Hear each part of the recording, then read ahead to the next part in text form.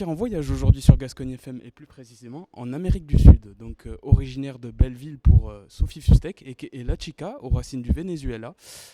Sophie Fustek bouscule les codes de la pop depuis 2015 avec une variante unique en son genre, l'hybride arty-pop, que nous allons découvrir. Entre consonance et mélodie espagnole. Les mélodies ne sont pas espagnoles, la Ouais, langue est espagnole. langue Les espagnole. mélodies sont pas espagnoles.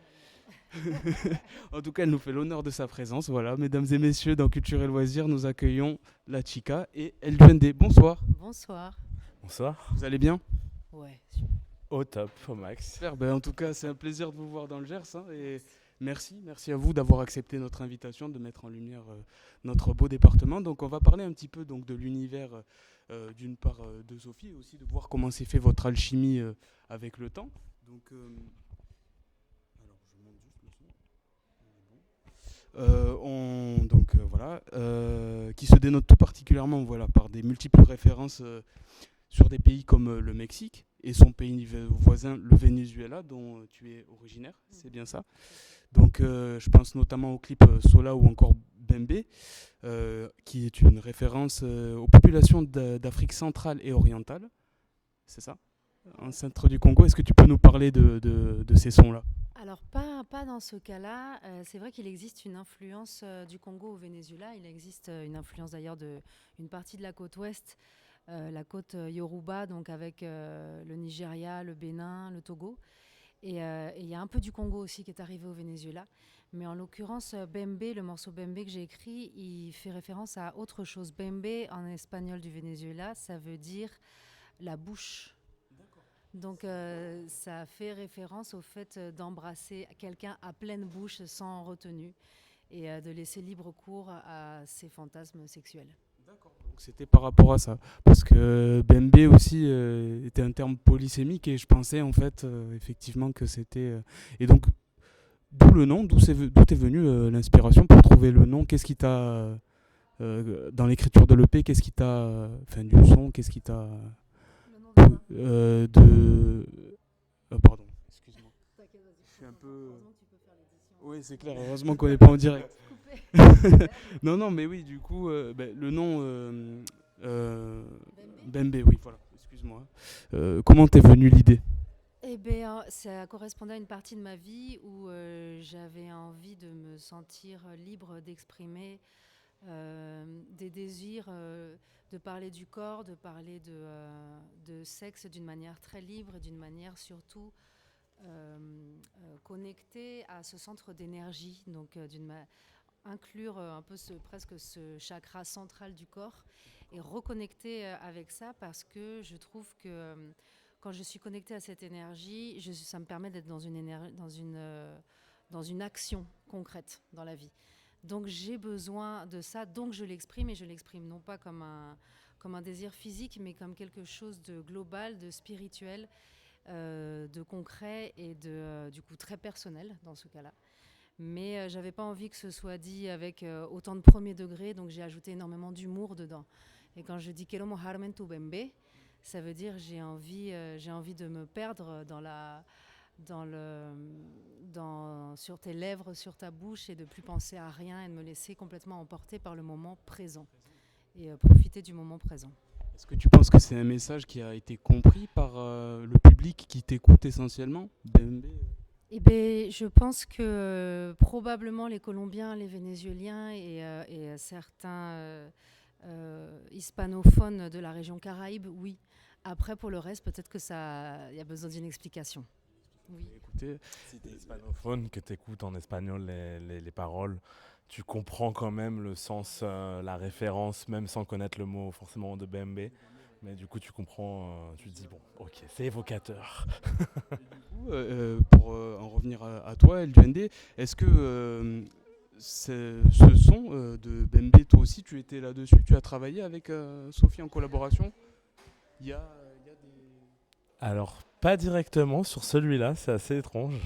Mais ça ne serait que tarder finalement, donc pourquoi pas. On est toujours en discussion, en train d'essayer de créer des nouvelles choses et d'arranger aussi. Donc, Et alors, comment vous vous êtes connus, El Duende et La Chica? Alors on s'est connus il y a très longtemps maintenant. On avait la même prof de piano, donc pendant une partie de la jeunesse, on se connaissait à travers cette femme qui a été un peu notre maître de kung-fu, qui nous a appris qui nous a donné des clés de vie, qui nous ont servi. Ça allait au-delà de l'enseignement musical. Donc on était très réceptifs tous les deux. Je sais pas si c'est je ne sais pas ce qu'on a en commun qui a fait qu'on a été vraiment réceptifs à cette prof, mais en tout cas, ça nous a liés à un moment très précis et crucial de notre vie, un moment où on se construisait en tant que musicien. Et on ne s'est jamais perdu de vue et on s'est retrouvés il y a quelques années au moment où on a perdu des gens, des êtres chers autour de nous. Moi, j'avais composé un album pour mon frère pour transformer un peu cette expérience de deuil. Et Marino, qui venait de perdre son père, a eu envie de partager cet exercice cathartique de transformer la douleur en son et en musique. Et donc, il s'est mis à arranger des morceaux à moi d'une manière tellement sublime. Votre alchimie. L'alchimie existait déjà et moi, j'avais aucun doute sur son talent. Je savais qu'il était devenu entre-temps un arrangeur musical très fort, super pianiste. Trop d'hyperbole. Vraiment trop fortissimo. Et j'avais aucun doute aussi sur ses références musicales. Je savais que si on venait toucher du doigt certaines références classiques, on allait être d'accord sur les courants musicaux. Toujours du coup dans... Il n'y a pas de souci. Il n'y a pas de souci. Pas de souci. Non, pas de problème. Ça sera coupé, ne vous inquiétez pas. Du coup, c'est ce qui a un peu. Est-ce que c'est ce qui a créé l'hybride art hip-hop? Est-ce que c'est un genre vers lequel vous vouliez aller suite à ces événements un peu tragiques que vous avez décrits? Qu'est-ce qui vous a motivé à aller vers ce genre-là? On ne choisit pas le genre qu'on fait. Moi, j'ai l'impression, en tout cas, ni Marino ni moi. Moi, j'avais déjà installé quelque chose de très hybride dans ma musique de par mon métissage franco-vénézuélien. Marino est franco-colombien, donc on a forcément plein de refs en commun, on a des univers en commun. Et au moment où on s'est mis à partager cette musique, tout est sorti d'une manière extrêmement naturelle parce que je pense qu'on est très connectés et qu'on est tout simplement liés. Et donc ça a donné ce mélange encore plus fou parce qu'encore quand on rajoute un orchestre, ça amène des vibrations encore plus dingues. Et à la fin, on peut le décrire comme on veut, mais je pense que nous, ce qu'on cherche à transmettre, c'est une émotion réelle, authentique, honnête, brute parfois plus travaillée, et en tout cas très personnelle et avec laquelle on est en accord. Bien sûr. Et est-ce que cet accord-là, il dépend aussi de références que vous pouvez avoir en commun? Est-ce que je pense à l'EP Cambio et je pense à l'EP Oasis qui date un petit moment. Moi, ça m'a fait penser j'ai fait le rapprochement à Frida Kahlo. Est-ce que Frida Kahlo a une influence dans votre univers ou est-ce qu'il y a d'autres artistes peintres qui ont aussi ce côté que tu disais tout à l'heure, que tu décrivais de liberté, de laisser aller, que vous essayez de transmettre sur scène? Je dirais que dans l'univers de la chica, du coup, il y a un univers visuel qui est très fort déjà. Moi, au cours de mes recherches d'arrangement, de musical et au cours de mes influences qui m'ont nourri, je trouve que l'Amérique du Sud, la Colombie, le Venezuela a une portée visuelle qui est incroyable en fait, de par ses paysages, de par les odeurs, de par vraiment quelque chose qui, moi, en tout cas, m'a considérablement nourri. Je pense que Sophie aussi. Et que du coup, l'univers pictural, il est pas si éloigné en fait. Donc quand tu dis arty pop, il y a un truc qui pour moi pétille, où il y a du peps dedans, et il y a un truc où, je trouve que les couleurs vives, quelque chose qui est animé ou même très chaude, les couleurs très chaudes. En tout cas, moi, dans la musique ou comment j'arrange, je vois beaucoup aussi ce genre de tableaux, en fait. J'imagine des tableaux, des scénarios à l'intérieur des arrangements que je vais faire. Et dans l'univers, quand on écoute les chansons de la chica, il y a vraiment une versatilité des possibles, en fait. Du coup, Oui, tout à fait. Et puis même, c'est pas que visuel, il y a aussi auditif quand on écoute Sola. Moi, c'est un son, honnêtement, pour l'avoir écouté plusieurs fois, je suis assez sensible et c'est des connotations qui m'ont beaucoup touché. Et là, on a tout de suite compris le message que tu as souhaité faire passer, de justement laisser aller, se laisser porter, comme tu disais, et créer un symbole de liberté.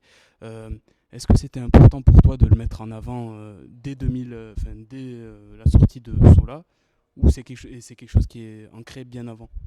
Je pense que c'est ancré bien avant et qu'au moment où je me mets à produire et à présenter mes premiers morceaux, je fais quelque chose qui me ressemble. Et donc, naturellement, ça ressort. C'est pas quelque chose que j'ai particulièrement pensé. Je pense que l'acte même de composer de la musique et d'aller présenter cette matière sur scène est déjà un signe d'indépendance. En étant une femme dans cette industrie, je viens déjà marquer un statement de par le fait de le faire d'une manière libre, sans code préétabli, d'avoir très envie de sortir des cases, mais ça correspond un peu à cet aspect anti-système qui m'habite depuis très longtemps. Oui. Cette musique a été une façon d'un peu de casser ces barrières-là que l'univers, cet extérieur a essayé de te... Enfin de... Ah, pardon. Vas-y, va reprendre ta question. Et décidément, je bégaye. C'est pas dans mes habitudes. comment on n'est pas payé Non, en mais face oui, pardon. C'était, oui, voilà, une façon de casser un peu les barrières et retrouver... ta musique est un symbole de liberté, en fait. Tout comme comme les effigies un petit peu qui sont d'Espagne ou du Venezuela ou de la Colombie. Je pense notamment à Frida Kahlo qui est vénézuélienne, mexicaine, pardon. Oula. Tu peux reprendre ta phrase. Je pense notamment à Frida Kahlo qui est du Mexique, donc qui est née à Coyoacán et qui est décédée à Coyoacán aussi, et qui a toujours prôné ce symbole de liberté, etc. Et j'ai vraiment, moi, en fait, en regardant un petit peu les couleurs des clips, etc., et même votre alchimie, les sonorités, etc., ça m'a beaucoup fait penser à elle, qui était un vrai symbole de liberté, surtout au Mexique.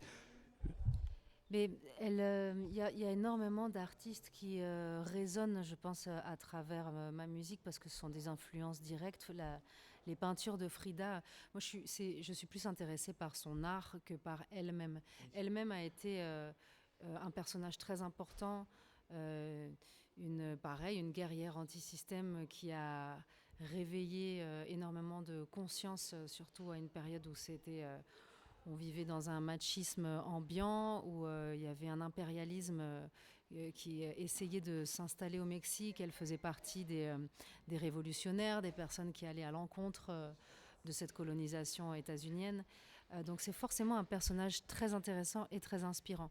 Mais je crois que ses tableaux et son art m'a parlé encore plus fortement parce que c'est excessivement vrai et honnête.